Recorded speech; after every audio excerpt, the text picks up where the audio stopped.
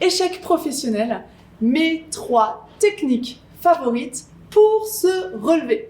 Bonjour et bienvenue, je suis Stéphanie, ancienne DRH, devenue conférencière et coach professionnel. J'accompagne les entreprises et leurs collaborateurs à révéler leur plein potentiel et à être motivés dans leur job pour être plus heureux dans leur vie. Et oui, nous avons tous besoin de sens, nous avons tous besoin d'utilité pour nous sentir épanouis dans notre travail. Et c'est tout l'objet de ces vidéos pour parler de sujets qui vont vous aider à progresser sur certaines situations. La vidéo que je vous propose maintenant, c'est échec professionnel, mes 3 techniques favorites pour se relever. Mais avant d'aller dans le vif du sujet, je vous invite à cliquer sur le lien dans la description de cette vidéo et de télécharger le guide des 10 clés pour être plus motivé, engagé et heureux dans votre job. Alors, échec professionnel, mes 3 techniques pour se relever. J'ai envie de vous parler aujourd'hui de comment se relever et surtout de cibler sur l'échec professionnel. Parce que j'observe, j'en ai fait les frais aussi, mais je vois dans mon entourage beaucoup de personnes qui ne savent pas comment se relever, qui ont le moral à zéro, qui ne comprennent pas pourquoi, qui sont voire en dépression, en burn-out, parce que ces mêmes personnes n'ont pas forcément compris les raisons de l'échec et surtout qu'elles le voient d'un œil hyper négatif. Donc, quand on a envie de rebooster son niveau de confiance en soi, quand on a l'estime de soi dans les chaussettes, qu'on est à zéro, on ne sait plus ce qu'on vaut et on ne sait plus vers où on va, mais il faut vraiment s'intéresser aux raisons de l'échec et justement prendre le contre-pied pour voir de manière positive les choses, pour pouvoir rebondir dans la vie et vous relever de votre échec professionnel.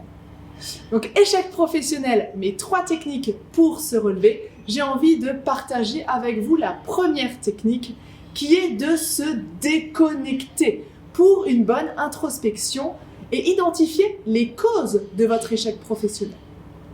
Donc la règle ou la clé numéro 1, le conseil numéro 1, c'est vraiment apprenez à vous déconnecter pour pouvoir faire votre introspection et justement comprendre les causes de l'échec. Alors comment on peut faire cette introspection et se déconnecter? Eh bien, j'ai envie de dire qu'il y a tout d'abord la nature. Faire des randonnées, des marches, aller dans un champ, dans une rue, peu importe, mais en fait, aller au contact de la nature, c'est très reconnu pour justement nous permettre de nous ressourcer. La nature est riche d'énergie qui vont nous permettre de nous ressourcer. Et quand on est au plus bas, quand on est mal, quand on ne se sent pas bien, quand on déprime, on a besoin d'énergie pour pouvoir avoir la force de nous relever. Donc, quand vous vous déconnectez, pensez à la nature. Vous avez forcément un coin près de chez vous qui va vous ressourcer, un point d'eau, une forêt. Trouvez un endroit qui vous plaît et qui va vous ressourcer. Ensuite, l'idée, c'est de rester déconnecté. Sortez sans téléphone, sans notification, sans message, sans stimuli extérieurs qui vous dérangeraient dans votre introspection. Ensuite, vous pouvez vous accorder des moments de calme dans la journée. Le matin, le midi, le soir, à vous de voir quand est-ce que ça vous convient le mieux. Mais accordez-vous des moments de calme sans agitation extérieure, de manière à vraiment vous relaxer, vous poser et générer ce calme en vous, parce que c'est comme ça que vous arriverez à avoir une bonne introspection. Vous pouvez pratiquer ou débuter dans la méditation.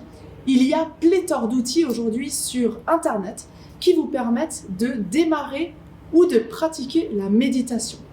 C'est pas toujours simple. Même moi, j'ai mis beaucoup de temps à comprendre, à m'immerger, à être dans ce mode de méditation. Et une fois qu'on en voit les bénéfices, on va simplement, plus facilement aller vers cette technique de remise au calme, de détente, qui est la méditation. Ensuite, il existe plein de techniques de lâcher prise. Il y a la sylvothérapie dans la forêt, vous avez des randonnées, vous avez la cohérence cardiaque, je cherchais le terme, la cohérence cardiaque, la sophrologie, l'hypnose. Testez ces outils qui vont vous permettre un lâcher-prise et surtout pour pouvoir vous énergiser positivement, de reprendre de l'énergie. Donc ce sont ces moments de calme qui vont vraiment vous permettre de faire le point, de vous déconnecter pour une meilleure introspection et donc identifier les causes de votre échec. D'ailleurs, j'ai fait une vidéo à ce sujet qui s'appelle « Les 3 erreurs à ne pas commettre pour se relever d'un échec ». Elle est totalement complémentaire à ce sujet-là. N'hésitez pas à parcourir la chaîne YouTube pour voir cette vidéo et prendre justement les 3 erreurs et donc les 3 conseils que je vous donne pour justement vous relever plus rapidement et rebondir après un échec.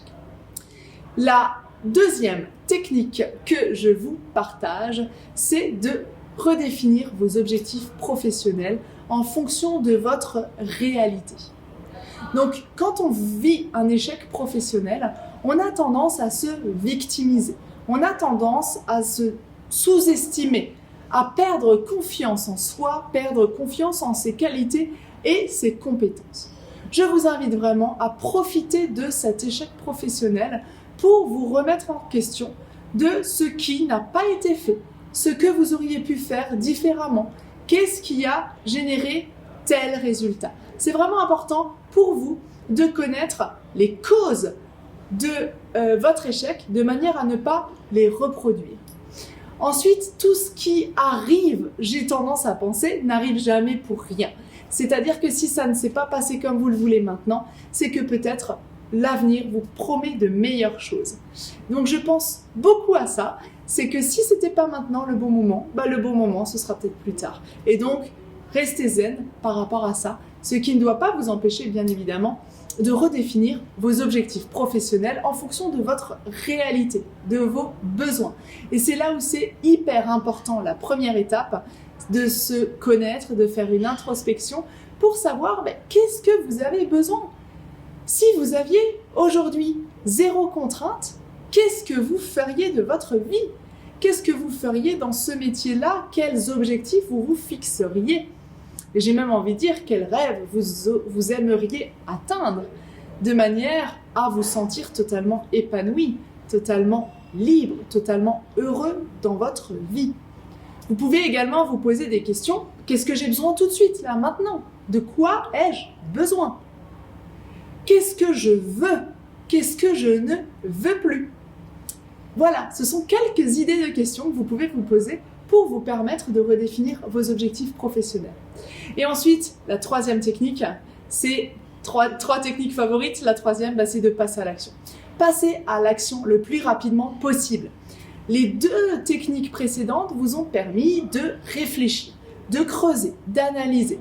Quand vous avez bien compris les raisons de l'échec, quand vous avez identifié tout le contexte et que vous avez compris comment faire différemment, mais l'idée c'est de passer à l'action. Cette technique numéro 3, passer à l'action le plus rapidement possible.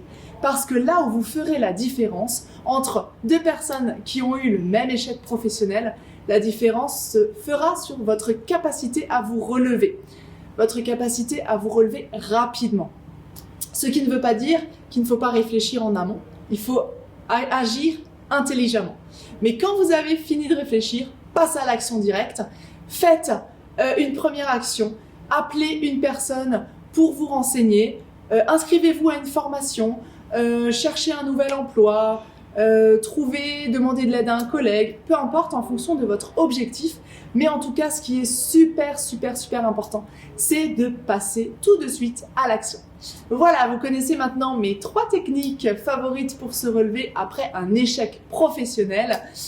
Vous vous déconnectez pour une bonne introspection et donc identifier les causes de votre échec professionnel.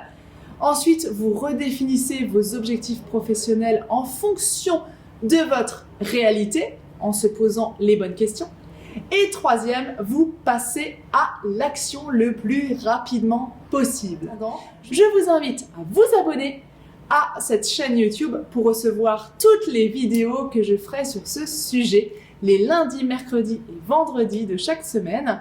Et bien sûr aussi de cliquer sur la cloche pour vous permettre de recevoir les notifications en avant-première et vous serez du coup la première ou le premier à découvrir les nouvelles vidéos que je vous publie.